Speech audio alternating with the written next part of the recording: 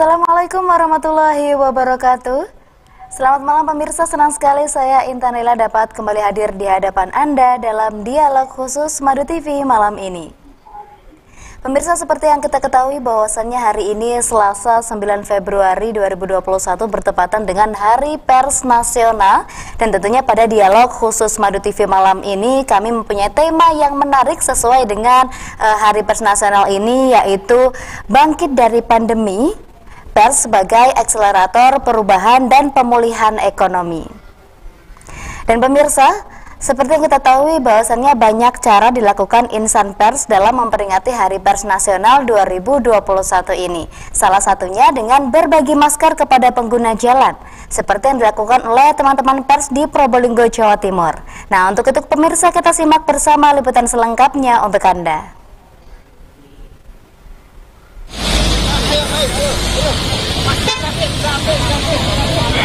Senin 8 Februari 2021, Pokja Jurnalis Keraksaan bersama Wakapolres Probolinggo dan Diskominfo membagikan masker kepada warga yang melintas di jalur Pantura.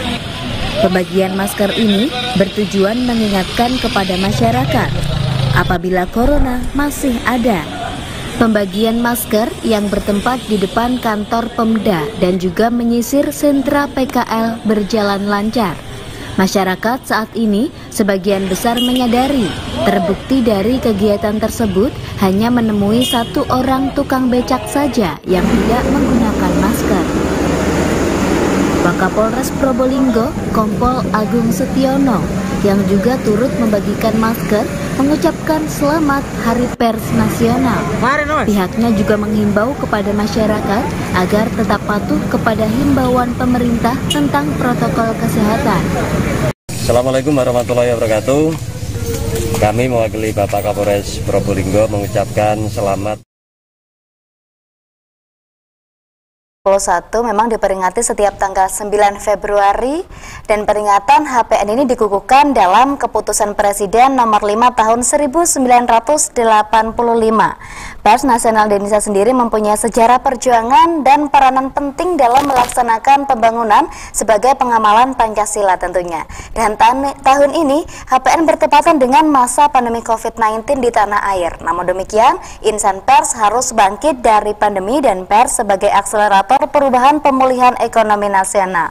Nah, saat ini pemirsa telah hadir bersama kami dua narasumber yang khusus kami datangkan untuk Anda. Ada Haji Sayuti selaku Ketua Wartawan Indonesia atau Persatuan Wartawan Indonesia yang dikenal sebagai PWI Probolinggo ya. Dan juga ada Pak Julius Christian selaku Kepala Dinas Kominfo Probolinggo telah hadir bersama kita di sini.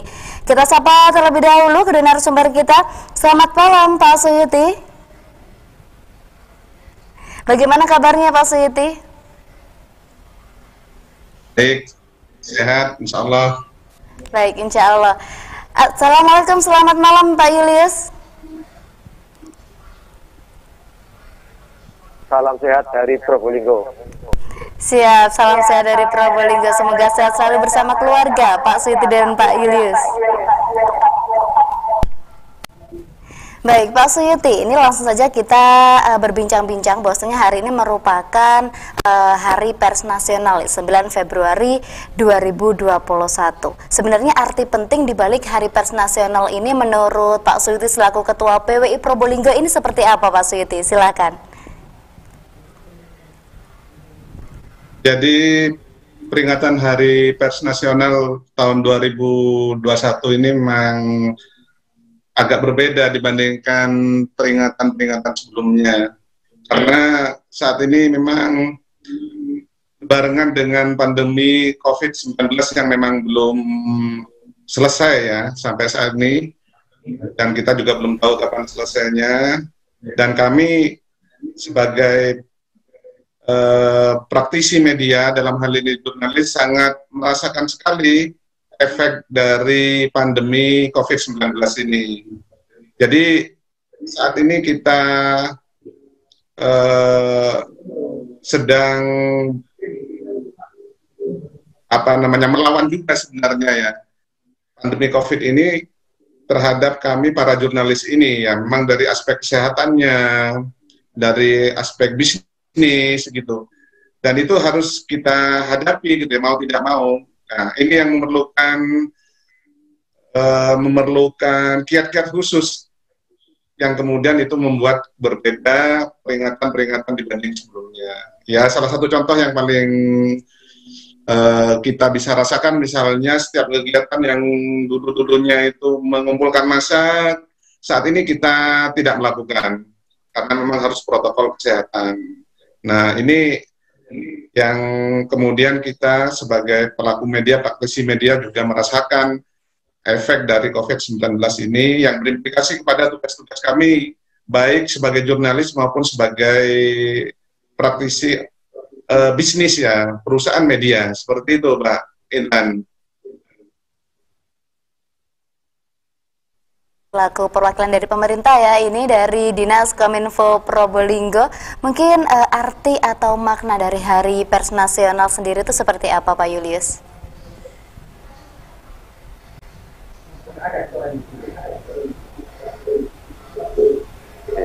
Dimana kita sekarang ini di masa pandemi.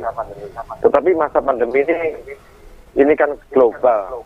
Jadi pers di Indonesia itu harus dalam situasi pandemi tidak boleh menyerah, tidak boleh terserah, ya.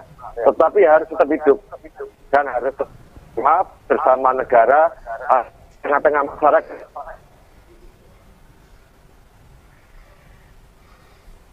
Informasi yang positif, selekas mungkin bisa keluar dari pandemi COVID-19 ini. Jadi ini Hari Pers ini merupakan momentum bagaimana kita bersama-sama untuk bergotong royong untuk keluar dari COVID-19 ini.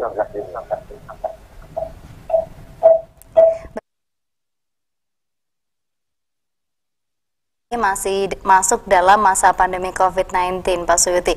Menurut Pak Suyuti sendiri sebenarnya tantangan berat apa sih yang harus dilewati oleh wartawan Indonesia khususnya yang ada di Probolinggo untuk memerangi masa pandemi seperti sekarang ini? Jadi kita ini sebagai jurnalis, Mbak, harus terjun ke lapangan ya, mau menemui narasumber, TKP, yang di situ kita harus bertemu dengan banyak orang. Dan di masa pandemi ini kita harus menyesuaikan dengan protokol kesehatan, yang mulai dari menjaga jarak, kemudian memakai masker, dan mencuci tangan, dan lain sebagainya ya. Nah, ini yang kemudian sedikit menjadi hambatan bagi kami, meskipun ada teknologi yang bisa kita manfaatkan, misalnya by phone, kita virtual seperti ini, atau by email dan lain sebagainya untuk mengantisipasi atau mengurangi efek dari COVID-19 ini.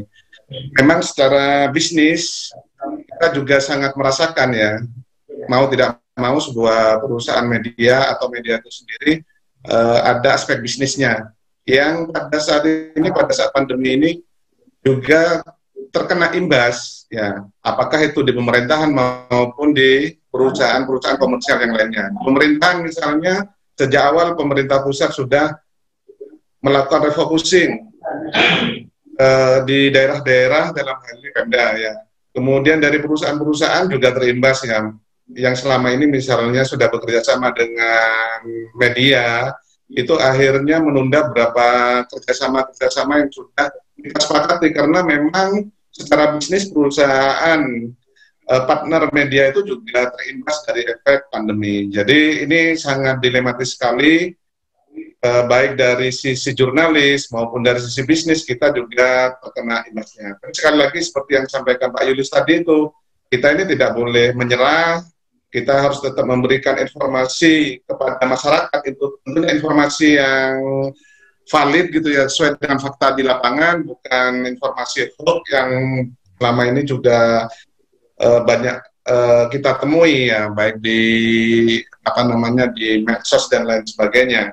Nah, ini yang menjadi salah satu hambatan, tapi kami tetap melakukan tugas jurnalistik ini dengan sebaik-baiknya, bagaimana kita mensiasati sehingga masyarakat tetap mendapatkan informasi yang sesuai fakta dan valid di lapangan.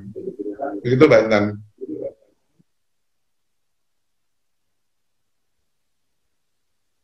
Dialog khusus Madu TV ini, tapi pemirsa jangan kemana-mana, tetaplah bersama kami dalam Dialog khusus Madu TV.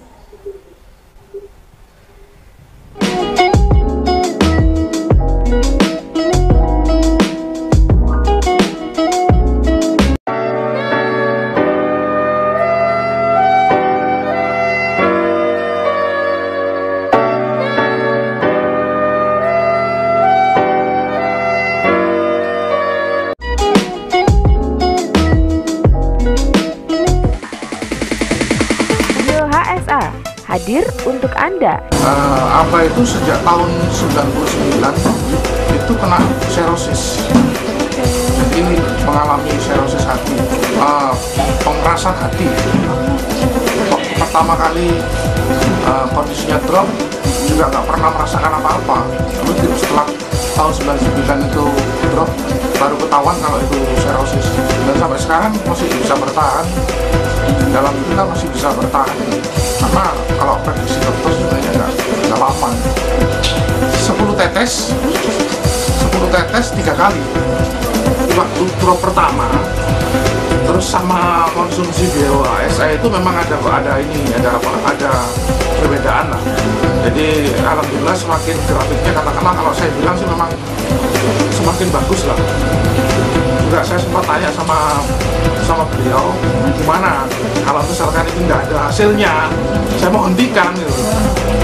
Karena percuma kalau misalkan dibeli tapi nggak ada hasilnya. Tapi beliau bilang, kok ada hasilnya. Sudah, saya lanjutkan sampai sekarang. Belum mencoba BioHSA, harapan selalu ada.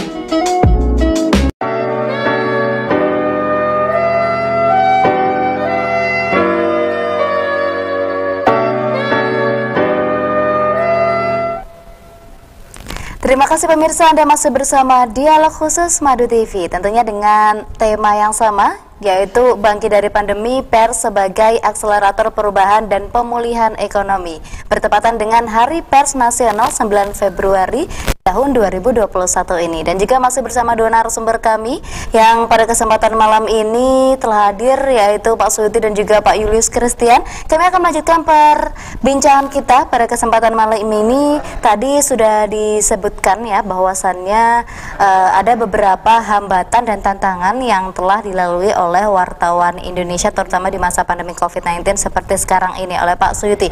Nah, Pak Suyuti, sebenarnya untuk menyiasati hal-hal seperti itu terkait tantangan dan hambatan itu, bagaimana wartawan menyikapinya? Silakan Pak Suyuti. Mbak Intan, kita sebagai wartawan ya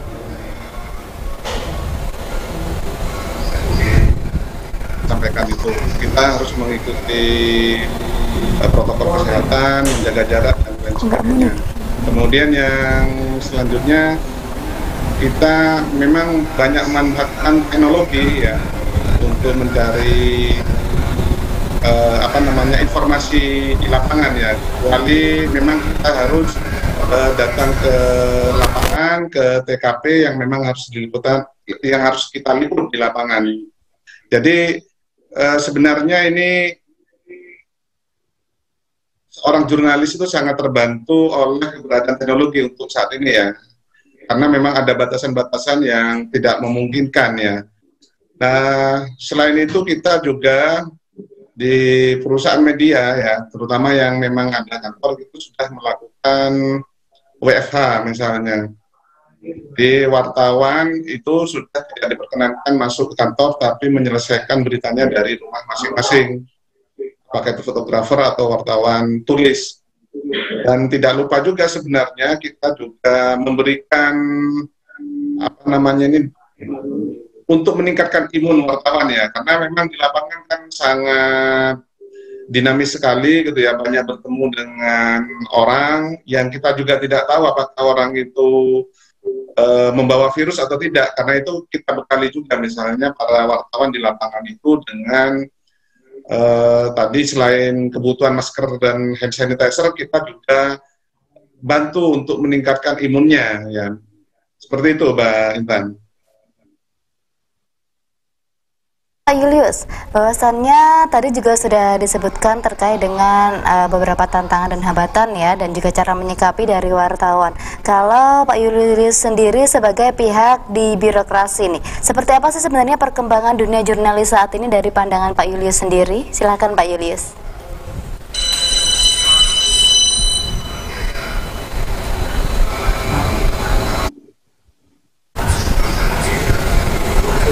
Baik, Pak Suyuti, mungkin kita beralih ke Pak Suyuti terlebih dahulu. Nah, berbincang bersama dengan Pak Julius. Pak Suyuti, berkaitan dengan tema kita pada malam hari ini adalah bangkit dari pandemi, pers sebagai akselerator perubahan dan pemulihan ekonomi. Mungkin bisa dijelaskan seperti apa konkretnya Pak Suyuti?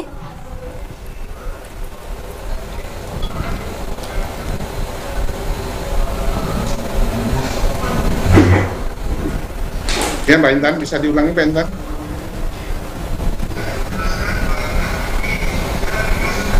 Putus barusan, Mbak Intan.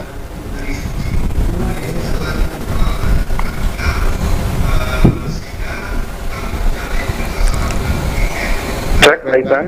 Ya, Pak Suyuti, saya akan mengulangi perbincangan kita. Iya, siap, tidak apa-apa, karena memang sekarang ini masih virtual terlebih dahulu ya Pak Suyuti. Baik, ini kan bagaimana dengan tema kita ini adalah bangkit dari pandemi sebagai akselerator perubahan dan pemulihan ekonomi. Mungkin bisa dijelaskan terkait dengan konkretnya Pak Suyuti terkait tema malam ini? Iya, terima kasih Mbak Intan. Ada satu prinsip gitu ya, yang ini saya kutip dari Pak Dahlan Iskan ya, sering saya sampaikan, misalnya jika di suatu daerah ada sebuah media kemudian daerah itu tidak maju,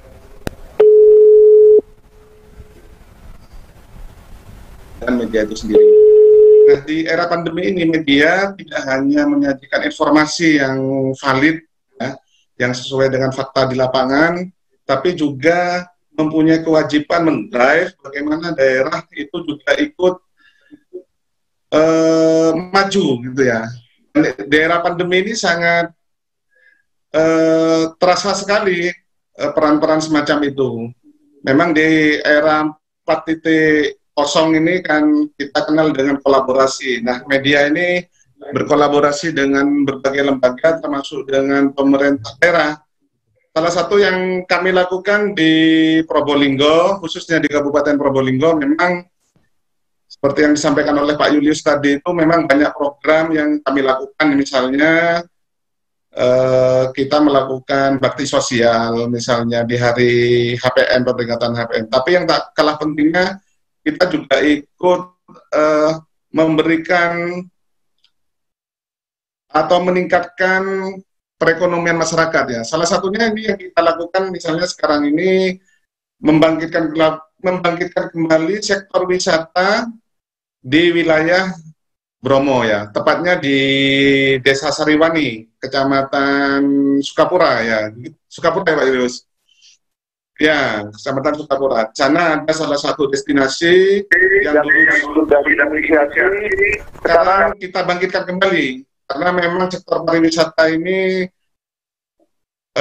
yang terdampak oleh pandemi COVID-19 ini. Nah, ini kita bekerja sama, berkolaborasi dengan pemerintah Kabupaten Probolinggo, dengan pemerintah desa setempat, untuk kembali menghidupkan destinasi wisata yang sebenarnya sebelum COVID itu sudah ramai. Nah, ini kita tulis kembali, kita libatkan media yang ada di Probolinggo untuk mempromosikan ya bagaimana pengunjung atau wisatawan itu kembali bisa datang untuk mengunjungi destinasi yang ada di Desa Sariwani itu. Ya, kita sudah, ini rencananya nanti untuk tahap awal kita akan berkunjung ke sana dengan pihak desa.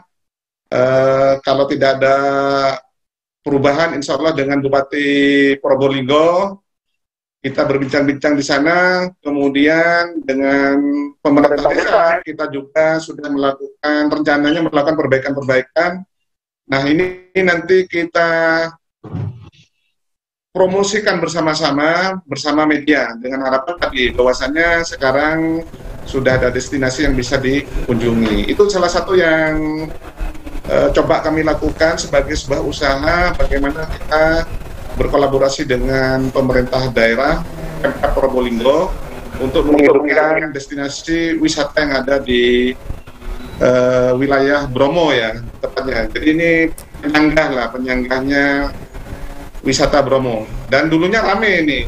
Ini nanti Pak Julius juga bisa nambah ini. Bagaimana dulu desa Sariwani yang jauh ya, sekarang itu menjadi jujukan para wisatawan. Begitu Pak Intan. Baik, Pak Suyuti. Pak Julius, mungkin ini ada beberapa pertanyaan yang mungkin sudah ada di benak Anda nih. Mumpung ada Persatuan Wartawan Indonesia. Oh iya. Pertanyaan saya gini, Pak Ji. Di masa pandemi ini kan Pemda ada refocusing, ya. Sedangkan media itu harus hidup. Apalagi media cetak, media televisi itu dibutuhkan biaya operasional. Kemudian terdengar di saya ada beberapa media cetak yang sebelum HPN ini sudah tutup Pak, yang di tingkat nasional ya. Nah, untuk sekelas kebetulan selain Pak Suyut ini Ketua PWI juga GM-nya Rangga Bromo, untuk menyiasati strateginya dari Pak Suyut ya, agar pers tetap merupakan cahaya dan terang Pak ya di dalam kita memerangi hoax untuk menghadapi COVID-19 ini. Kira-kira bagaimana pers nanti bisa bertahan Pak di masa pandemi. Kemudian ditambah lagi serangan kedua adalah sekarang ini pertumbuhan dunia digital, terutama media sosial ini sangat luar biasa, dan ini merupakan tantangan bagi dunia pers sendiri, di mana media sosial ini pertumbuhannya itu luar biasa. Tentunya berita atau informasi yang disampaikan ya belum tentu benar, juga banyak hoax-nya, utamanya yang media sosial yang tidak terverifikasi kan, seperti itu. Pertanyaan saya, bagaimana strategi dari teman-teman agar wartawan dengan medianya yang telah terverifikasi itu bisa bertahan, sehingga bisa bersinergi dengan pemerintah bersama negara hadir untuk mengedukasi masyarakat sehingga kita bisa cepat keluar dari pandemi COVID-19. Itu pertanyaan saya, Mbak. Baik, Pak Suyuti mungkin langsung bisa ditanggapi terkait pertanyaan dari Pak Julius. Terima kasih, Mbak. Jadi memang yang ditanyakan Pak Julius ini memang yang jadi masalah di media saat ini. Jadi selain sudah, kalau tinju itu saya sering sampaikan, kena uppercut, kena jab ini ya. Kena digital, perkembangan digital juga kena pandemi ya. Tapi sekali lagi yang seperti yang saya sampaikan di awal, bahwasannya kita tetap berusaha memberikan yang terbaik ya kepada masyarakat. Ada beberapa hal yang memang yang bisa kita lakukan sebenarnya. Misalnya terkait dengan pandemi tadi, ada refocusing, kemudian beberapa partner kami juga terkena dampaknya sehingga berimbas kepada kami. Itu yang pertama, memang kita yang bisa lakukan adalah mengevaluasi kembali program-program yang ada di tempat kami bekerja ya, di perusahaan. Yang satu tahun sebelumnya sudah kita rencanakan, itu harus kita evaluasi total, kita harus sesuaikan ya dengan kondisi pandemi ini, termasuk target-targetnya. Ya, jadi kita sudah tidak lagi memakai program kerja tahun sebelumnya, tapi kita menyesuaikan dengan kondisi COVID. Kita juga melakukan banyak efisiensi gitu ya. Kita mengevaluasi SDM, kemudian barangkali menunda belanja-belanja yang bisa kita tunda ya, karena kami juga berusaha semaksimal mungkin bagaimana hak-hak karyawan itu tidak sampai tidak diberikan atau dikurangi gitu ya, termasuk hak normatif lah ya. Ini yang kita usahakan. Jadi banyak hal yang bisa dilakukan selain tadi itu, karena memang sangat terasa sekali ya ketika direfocusing, banyak program kerja yang sudah kita rencanakan di awal itu berubah total ya. Dan itu kami maklumi karena ini memang program di daerah. Tapi di situ juga ada peluang sebenarnya, karena refocusing itu juga membutuhkan sosialisasi kepada masyarakat, yang itu juga harus bisa dilakukan lewat media. Jadi masih ada peluang lah, meskipun tidak sebanyak sebelum-sebelumnya. Dan yang kedua terkait dengan digitalisasi gitu ya, terutama medsos ya. Jadi sebenarnya musuh utama dari media sekarang adalah medsos. Orang bisa mendapatkan berita secara gratis, sementara yang media-media konven, apakah itu cetak maupun online, tetap harus harus mencari berita dan lain sebagainya. Nah, ini yang kita juga siasati dengan banyak hal ya. Kita sebagai media tetap, yang pertama adalah soal fakta gitu ya. Banyak kejadian, misalnya kita lihat misalnya banyak berita-berita hoax di lapangan. Ini sebenarnya menjadi peluang bagi media-media konvensional ya, apakah cetak, apakah termasuk online juga, untuk memberikan berita yang sebenar-benarnya sesuai fakta di lapangan. Karena kita juga wajib mengedukasi ya, mencerahkan, memberikan informasi kepada masyarakat sehingga masyarakat mendapatkan informasi yang valid dan sesuai fakta dengan di lapangan. Ya, kita terus terang aja memang sangat terasa sekali dengan era digital ini, karena ini kan global ya. Misalnya seperti ada news aggregator seperti Google yang bisa menyedot berita kita ya, dan mereka bisa diakses secara gratis. Nah, sementara kita kan juga harus mencari berita, dan di situ tidak gratis misalnya karena butuh biaya operasional dan sebagainya. Nah, ini yang kita rasakan. Tapi ada satu hal tadi itu, kelebihannya di kita itu kan ada proses yang tidak dilakukan di media sosial. Jadi misalnya di kita ini ada aspek klarifikasi, kemudian verifikasi, konfirmasi informasi, yang itu di medsos tidak ada. Sementara di kita di berita konvensional, apakah cetak dan termasuk di online portal berita, melakukan proses itu. Yang ini menjadi salah satu kelebihannya. Dan sekarang saya pikir masyarakat sudah mulai merasakan ya, sering tertipu dengan berita-berita. Nah, ini kesempatan bagi media-media yang lain, media-media cetak atau online itu, untuk masuk di situ. Ini loh sebenarnya berita yang valid dan sesuai fakta itu. Seperti itu, Betan. Jangan kemana-mana, tetaplah bersama kami dalam Dialog Khusus Madu TV.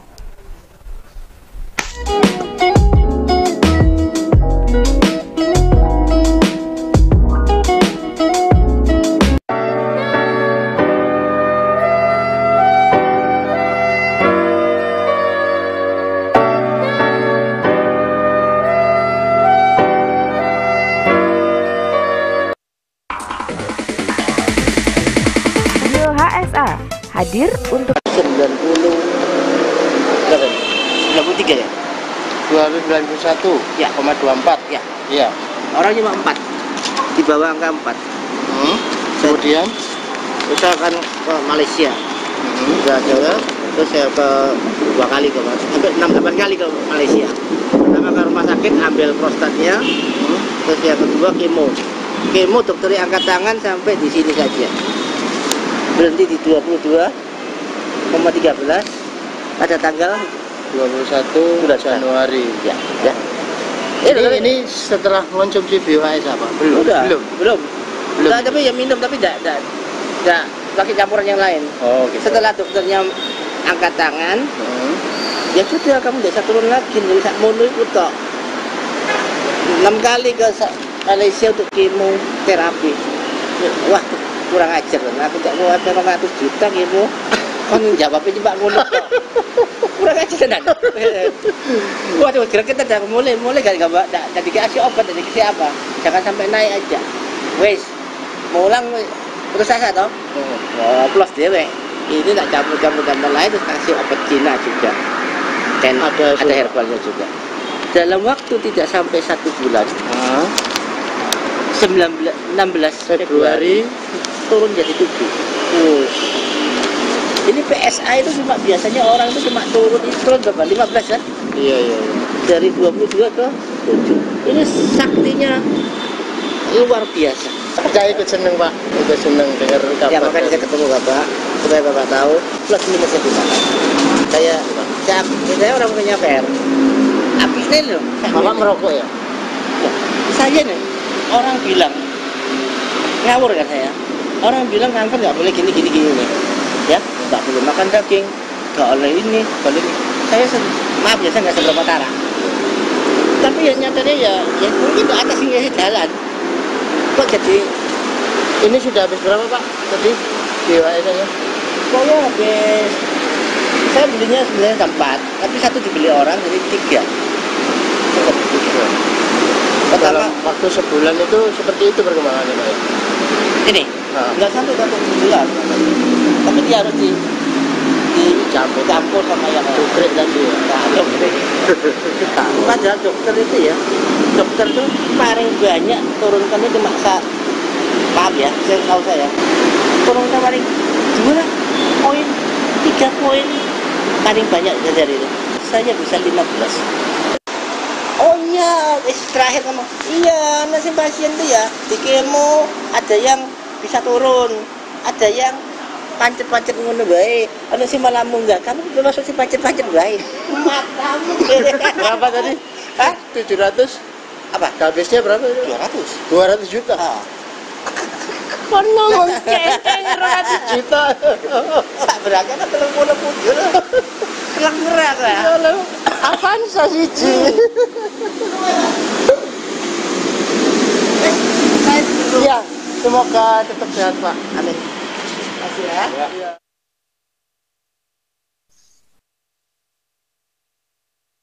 Harapan selalu ada.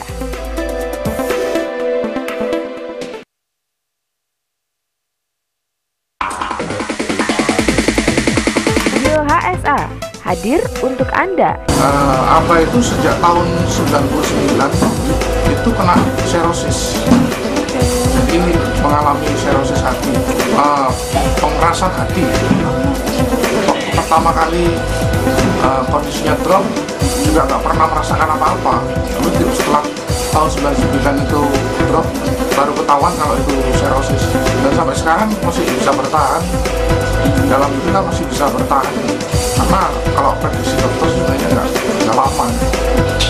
10 tetes 3 kali. Waktu drop pertama terus sama konsumsi BWS itu memang ada perbedaan lah. Jadi alhamdulillah semakin grafiknya katakanlah kalau saya bilang sih memang semakin bagus lah. Juga saya sempat tanya sama beliau gimana kalau misalkan ini nggak ada hasilnya, saya mau hentikan gitu. Karena percuma kalau misalkan dibeli tapi nggak ada hasilnya. Tapi beliau bilang kok ada hasilnya. Sudah saya lanjutkan sampai sekarang. Belum mencoba Bio HSA, harapan selalu ada.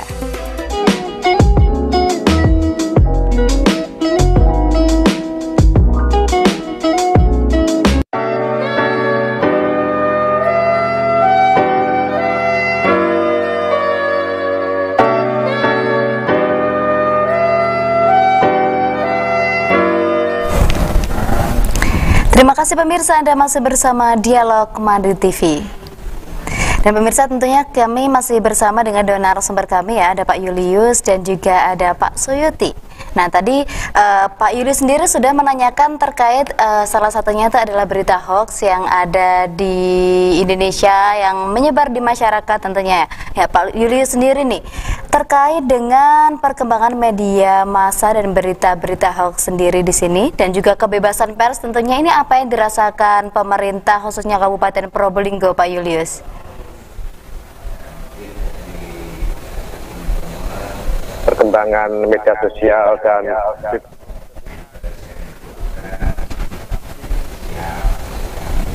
segera ya, hingga ini tidak mengakibatkan dampak yang negatif terhadap usaha pemerintah pusat maupun pemerintah daerah untuk segera kita bisa pulih ya, ekonomi segera bangkit. Caranya bagaimana? Yaitu kita mengajak teman-teman media pers untuk bersama-sama melawan hoax. Dan syukur alhamdulillah di Probolinggo ini teman-teman koordinasi sama kita enak. Teman-teman katakanlah ada berita hoax, mungkin yang para pemirsa Madu TV pernah dengar di Probolinggo kan, itu di media sosial itu beritanya berkembang. Jadi alhamdulillah untuk media mainstream ya, media massa itu tidak terpancing, mereka tidak memberitakan. Nah itu salutnya saya itu di sana. Kemudian kedua, media pers ya, itu tetap kritis terhadap pemerintah daerah. Kalau ada sesuatu yang kurang pas, mereka memberikan masukan dan mereka memberikan kritik kepada kita. Dan kita sebagai pelaksana di lapangan ya harus menerima. Kan itu masukan yang baik, bagaimana kita agar lebih baik, agar segera pulih di saat COVID-19 ini. Kemudian untuk media sosial yang terkadang ada berita hoax-nya, kita juga menyampaikan kepada OPD atau kepada masyarakat agar bagaimana mereka itu bisa membedakan antara itu berita hoax atau bukan. Jadi mereka harus pandai mericek ya, membedakan. Cara membedakannya bagaimana? Tentunya kalau berita hoax itu sumbernya nggak jelas, ya, karena mereka tidak terverifikasi. Beda sama media informasi yang dibuat oleh teman-teman pers, itu mereka telah melewati verifikasi, sehingga beritanya itu dipastikan itu tidak hoax. Dan ini di Probolinggo ya, ini sangat membantu sekali adanya teman-teman pers ini. Mereka telah melakukan sesuatu yang mengedukasi dan membantu kita untuk meluruskan bila ada berita yang kurang benar, bila ada disinformasi, dan bila ada misinformasi. Seperti itu Mbak. Mungkin apakah hal-hal tersebut merupakan tantangan tersendiri bagi Kominfo sendiri Pak Julius? Halo. Ya Pak Julius, apakah ini merupakan tantangan tersendiri bagi Kominfo? Ya, itu merupakan tantangan sendiri, tapi itu merupakan sesuatu harus kita tidak hadapi ya, kita selesaikan. Dan alhamdulillah berkat kerjasama dengan media itu kita bisa Mbak. Dan kita yakin dengan pemerintah ya, utamanya pemerintah daerah bersama pers, kita akan segera lepas dari pandemi ini. Demikian juga untuk pertumbuhan ekonomi. Tadi telah disampaikan oleh Pak Kaji Suyut, di Probolinggo teman-teman pers juga sangat berperan sekali. Contohnya sekarang sektor ekonomi kita akan lesu, terdampak. Dan kita sekarang seperti yang disampaikan oleh Ibu Bupati, kita harus mendorong sektor ekonomi utamanya sektor wisata itu untuk segera tumbuh. Dan alhamdulillah Ibu Bupati memberikan pengarahan di dalam HUT APN ini, kita untuk mendorong pers untuk mendorong bagaimana laju ekonomi di sektor wisata ini bertumbuh. Dan alhamdulillah teman-teman PWI, teman-teman media support ya, support kita bagaimana memajukan ekonomi di Bromo ini. Karena Bromo ini merupakan ikon pertumbuhan ekonomi wisata di Probolinggo, mungkin Jawa Timur. Kalau mereka tumbuh, tentunya yang lain mengikuti. Tapi catatannya tentunya dengan protokol kesehatan. Dan kita telah lakukan itu. Bagaimana ekonomi sektor wisata tumbuh dengan tetap memperhatikan protokol kesehatan. Baik, kalau dari kacamatanya Pak Julius selaku Kadis Kominfo Probolinggo sendiri, perkembangan dunia jurnalis saat ini seperti apa Pak Julius? Ini juga luar biasa, dan itu merupakan punya tantangan sendiri ya. Sekarang ada media itu sangat banyak sekali. Nah, ini merupakan tantangan dari teman-teman. Bagaimana satu, teman-teman yang terutama saya berharap pada Pak Haji Suyud itu bagaimana bisa meningkatkan profesionalisme teman-teman. Kedua, meningkatkan kompetensi dari teman-teman. Jangan sampai sekarang karena saking bebasnya ya, kebebasan pers, itu orang membuat media itu sangat mudah sekali saat ini. Dan itu merupakan tantangan. Dan terkadang, mohon maaf, terkadang ada juga yang membuat tapi narasi, kemudian bagaimana kaedah jurnalistik masih belum sempurna, dan ini merupakan tantangan dan ini harus dibenahi, dan nanti setiap wartawan supaya kehidupan pers kita itu tumbuh sehat tentunya harus mempunyai kompetensi. Baik, kalau terkait dengan menyoroti media massa yang sekarang nih dari pemerintah ataupun Diskominfo itu seperti apa Pak Julius? Mungkin bisa dijelaskan kepada kami? Tentang media Mbak ya, saya kira sudah on the track ya. Kalau di Probolinggo on the track, katakanlah kalau ada sesuatu yang perlu kita tingkatkan, mereka juga nggak segan-segan memberikan kritik, dan kita pun nggak pernah marah Mbak ya.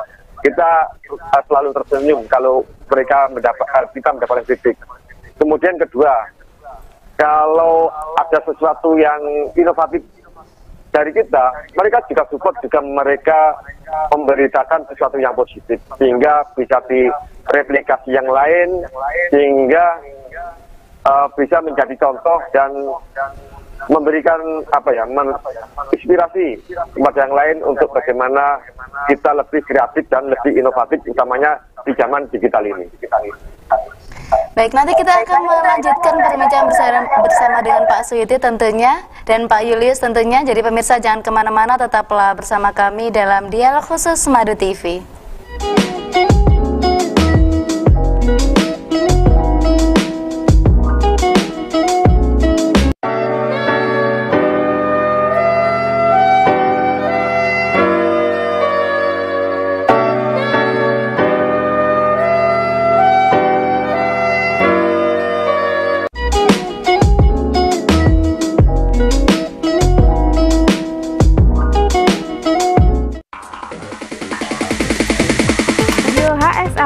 Hadir untuk Anda. Mulai 2010.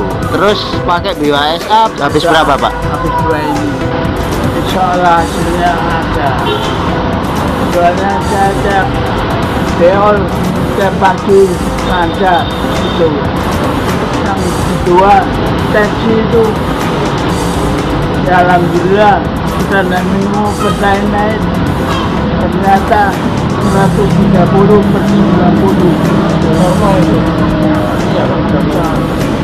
Sebelum mencoba BioHSA, harapan selalu ada. BioHSA hadir untuk Anda. Keluhan saya dulu itu selama hampir 2 tahun, saya ini kena polip. Setelah saya diberitahu teman, disuruh mencoba untuk pakai produk HSA, ternyata baru 1 kali botol, habis 1 botol, penyakit saya sudah sembuh, tapi belum total, cuma sudah nggak ada polip keluar. Jadi sekarang kita bernapas bisa lega. Belum mencoba BioHSA, harapan selalu ada.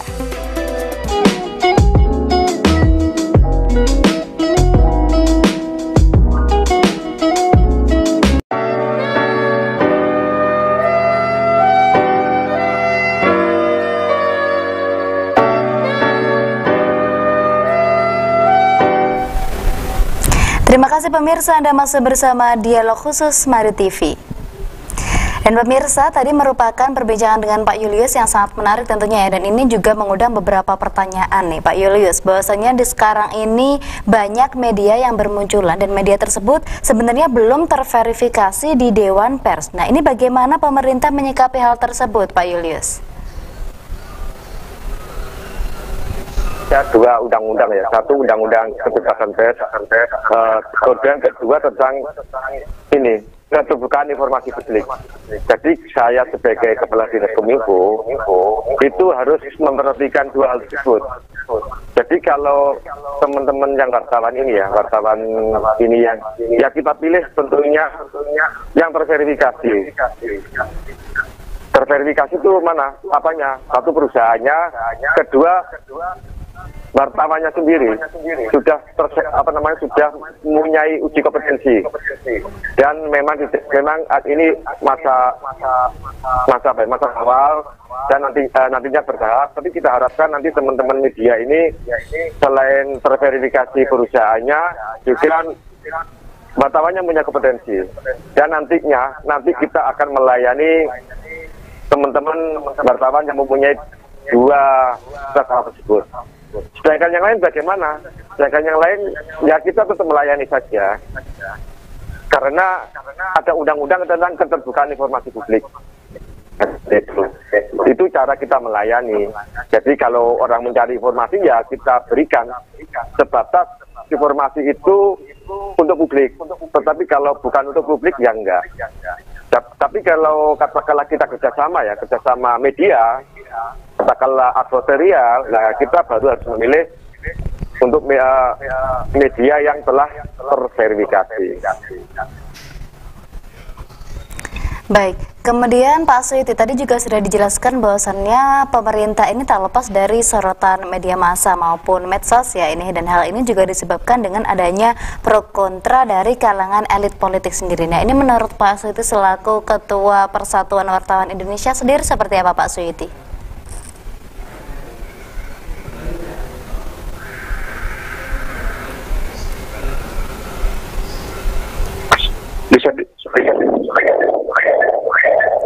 Bagaimana Pak Suyuti?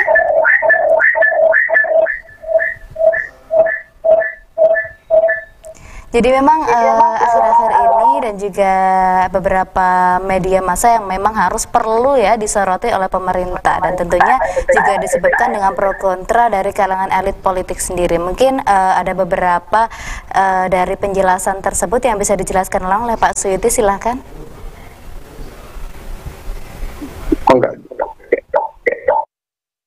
Ini ada suara mandolin.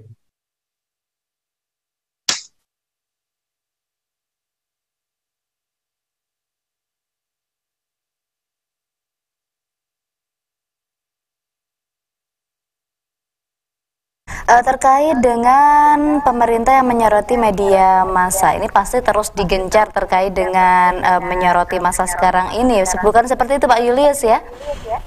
Oh iya benar, memang pemerintah menjadi sorotan, dan saya kira nggak apa-apa kita disoroti, itu kita terima kasih, karena dengan disoroti itu tentunya akan kita berbenah ya, kita memperbaiki diri, dan itu menjadikan kita lebih baik. Kalau kayak kita pemerintah Kabupaten Probolinggo, Ibu Bupati, kita nggak alergi dikritik, asalkan kritikannya itu kritikan yang konstruktif, kemudian kritikannya itu membangun. Jadi tidak masalah kalau kita dikritik. Baik, Pak Suyuti selaku Ketua PWI Probolinggo, mungkin ada yang disampaikan kepada Kadiskominfo di wilayah Probolinggo sendiri terkait dengan jurnalis ataupun pers nasional di tahun 2021 ini? Bisa Pak Julius, pertanyaannya bisa disampaikan saya Pak Julius. Pertanyaannya adalah kan pers juga memberikan kritik kepada kita, Pak. Nah, yang saya alami di Kabupaten Probolinggo, di kita tuh nggak dikritik, silakan dikritik, asalkan ya kritikannya itu membangun, kemudian menjadikan ada solusi bagaimana pres memberikan wawasan, sehingga kerja atau kinerja pemerintah daerah tentunya dengan adanya kritikan itu akan menjadi lebih baik.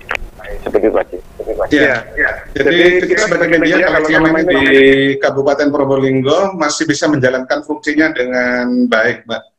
Sebagai fungsi kontrol terhadap jalannya pemerintahan, selama ini kita masih dalam taraf-taraf yang ya stabil, normal gitu ya. Jadi selama saya menjadi atau mengikuti proses di Probolinggo khususnya, belum pernah misalnya kemudian dari pemerintah daerah mengintervensi kami ya, agar tidak memberitakan sebuah peristiwa misalnya seperti itu. Jadi kami memang memberikan atau menyampaikan informasi itu sesuai dengan fakta di lapangan. Sejauh itu sesuai dengan fakta di lapangan, maka pemerintah daerah, dalam hal ini Pemkab Probolinggo, menerima dan memberi penjelasan kepada masyarakat terkait dengan misalnya keluhan atau masukan dan kritikan dan lain sebagainya. Jadi selama ini kita hubungannya simbiosis mutualisme, artinya misalnya ada prestasi, ada inovasi dari pemerintah Kabupaten Probolinggo, tetap kita sampaikan kepada masyarakat. Kalaupun nanti ada masukan dari masyarakat gitu ya, dari stakeholder yang lainnya juga kita sampaikan ya, agar terjadi dialog gitu ya antara pemerintah dengan masyarakatnya. Jadi selama ini kita baik-baik saja, Mbak Intan. Jadi belum, tidak pernah misalnya seperti yang dikatakan Mbak Julius tadi, kemudian intervensi, tidak boleh memberitakan dan lain sebagainya. Seperti itu, Pak Intan. Terkait harapan di Hari Pers Nasional di tahun 2021 ini, silakan Pak Suyuti. Bisa dibantu Pak Julius. Agak bingung ini suaranya, mantul. Jam satu ini. Ya, kami berharap Mbak, ini sebenarnya momentum bagi kami untuk terus memperbaiki kualitas ya jurnalistik ya atau pelaku media di tengah kondisi seperti ini ya. Jadi kami terus berusaha, meskipun tadi kondisinya sudah sangat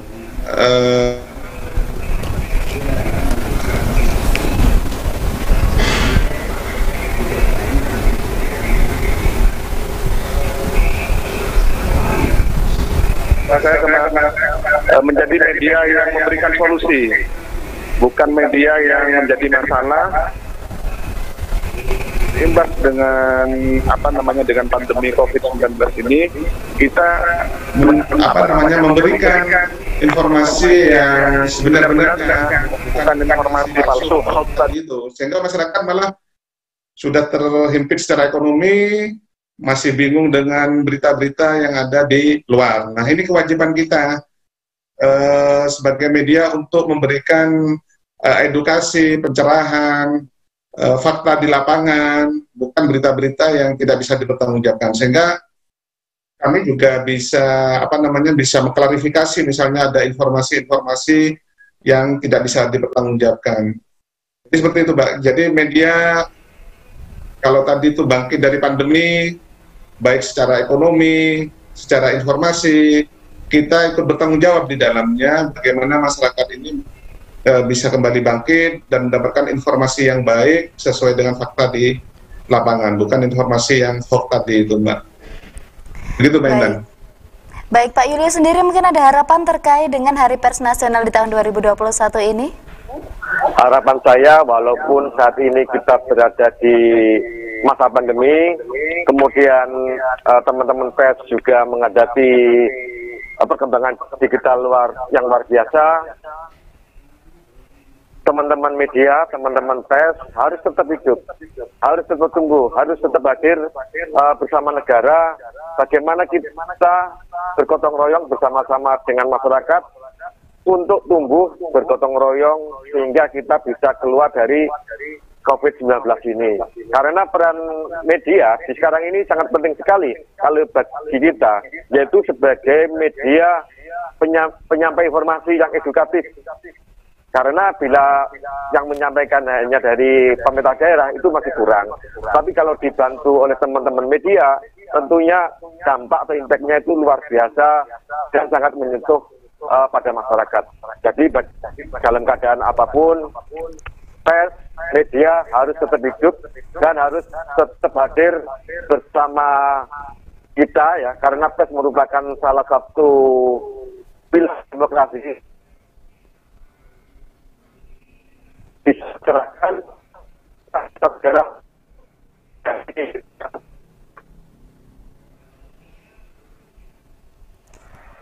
Baik, terima kasih Pak Yulis dan juga Pak Suyuti. Jadi dapat diambil kesimpulan bahwasannya pers ini memang menjadi media sebagai solusi dan juga baik dari ekonomi maupun informasi ya. Jadi sesuai dengan apa yang dikatakan oleh Pak Yulis dan juga Pak Suyuti tadi, tentunya dengan harapan pers nasional ini semakin berkembang dan selalu menjadi garda terdepan dalam menjembatani informasi dan komunikasi antara pemerintah dan masyarakat, serta dengan baik menyikapi berita yang beredar di masyarakat agar terdengar baik pula di masyarakat.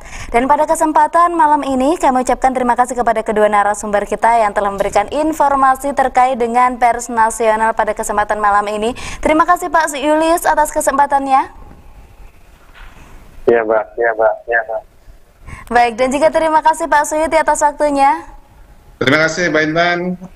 Baik, semoga sehat selalu bersama keluarga dan semoga bisa bertugas kembali dengan baik dan benar di Kadiskominfo dan juga sebagai Ketua PWI Probolinggo. Baik, dan juga pemirsa yang ada di rumah, kami ucapkan terima kasih pula atas kebersamaan Anda pada kesempatan malam ini. Nantikan dialog khusus Madu TV lainnya hanya di Madu TV, sejukan hati damaikan jiwa. Akhirnya saya Intanela pamit undur diri. Terima kasih atas kebersamaan Anda. Wassalamualaikum warahmatullahi wabarakatuh.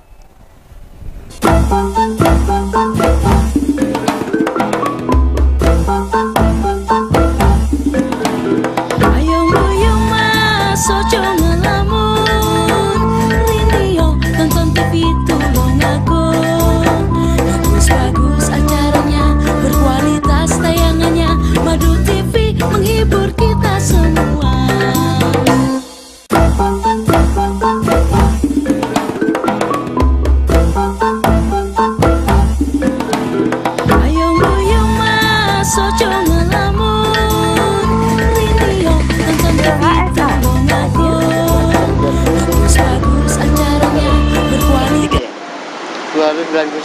Ya, 0,24 ya. Iya.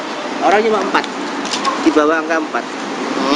Kemudian kita akan ke Malaysia. Udah Jawa, terus saya ke 2 kali ke sampai 6-8 kali ke Malaysia. Pertama ke rumah sakit ambil prostatnya. Terus yang kedua kemo. Kemo dokternya angkat tangan sampai di sini saja. Berhenti di 22,13 pada tanggal 21 Januari. Ya. Ini setelah mengonsumsi BOHS apa? Belum. Nah, tapi ya minum, tapi tidak pakai campuran yang lain. Oh, gitu. Setelah dokternya angkat tangan, ya sudah kamu tidak usah turun lagi, jadi sak mono itu tok. 6 kali ke Malaysia untuk kemoterapi. Wah, kurang ajar kan. Aku tidak mau ada 200 juta kemo. Kan jawabnya cuma ngono. Kurang aja tenan. Waduh, kira kita udah mulai gak Mbak? Tadi